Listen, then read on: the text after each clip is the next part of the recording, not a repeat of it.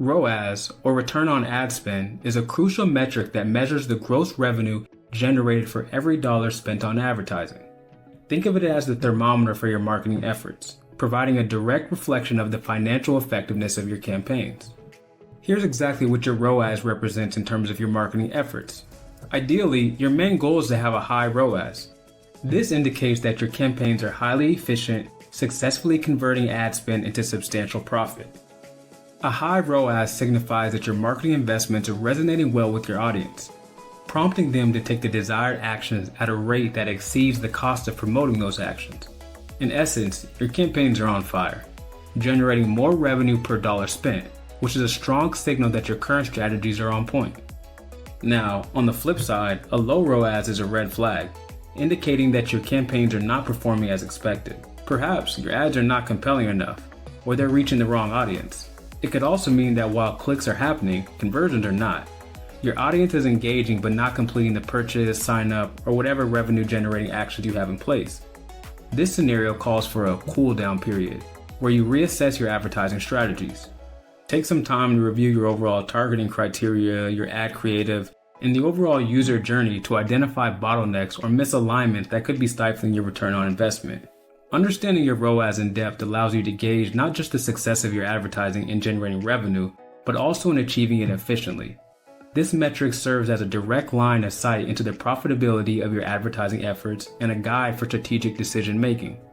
Are you investing in the right channels? Are your messages aligning with the customer intent?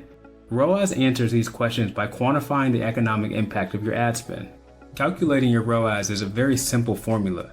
You take the revenue from your ads divided by the total cost you've spent towards the ads. For example, let's suppose you invested $1,000 in your latest ad campaign. Over the course of the campaign, these ads directly led to sales totaling $5,000. Plugging this into our formula, this result tells us that every dollar spent on advertising, you generated $5 in sales. What this means in practical terms is that your advertising campaign is not just covering its costs, it's profitable. A ROAS of 5 is quite robust, indicating a strong return on your advertising investment. Now, this figure should only reflect the revenue directly generated from the campaigns. It's crucial to track this accurately, which often involves setting up proper conversion tracking in your Google Ads or using analytics platforms to correlate sales data with ad interaction data. Next, we define the cost portion of ROAS. This includes all costs associated with the campaign, including ad spend on media buys, software tools used for management, and any other direct costs. So now that we've briefly touched on what ROAS is, why it's important, and how to calculate it, how do we value your ROAS when you're actually analyzing your campaigns? Looking at your ROAS as a 1 or 100%, this is the break-even point. Here, you're earning as much in revenue as you're spending on clicks. It's not necessarily a bad thing, especially for new campaigns focused on market penetration or brand awareness. Next, we have a ROAS that's greater than 1 or 100%. Any value above 1 indicates profitability, where the higher the number, the more profitable the ads are. High ROAS values suggest that your advertising efforts are well targeted and compelling to your audience. Next, we have a ROAS that's less than 1 or 100%. This indicates that you are losing money on your ads.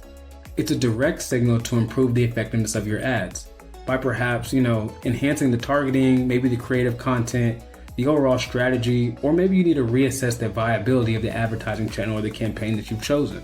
Just like anything else in Google Ads, managing a ROAS will be an ongoing optimization.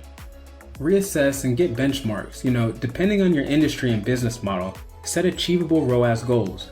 For some high margin products, a lower ROAS might still be acceptable, while for low margin businesses, a higher ROAS might be necessary to sustain profitability. Continuously track your ROAS to understand the health of your campaigns. Adjust your strategies based on real-time data to continually improve your returns. Measuring campaign profitability through ROAS involves more than just hitting a target number. It's about maximizing the return on every dollar spent. To enhance your ROAS, consider a couple of things. Improve your targeting to reach more likely buyers, reducing wasted ad spend, increasing revenue potential. Consistently test and update ad creative to resonate better with your target audience, driving higher engagement and conversions. Always leveraging upsells as well. Increase average order value by encouraging upsells or cross-sales through your advertising, thereby maximizing revenue from existing ad spend. Ensure your landing pages are optimized for conversion. Minimize bounce rates and maximize the effectiveness of every click-through. Mastering ROAS is not about just boosting a number. It's about ensuring your advertising strategies deliver tangible, profitable results. By calculating, monitoring, and optimizing your ROAS, you turn ad spend into a strategic investment rather than a cost.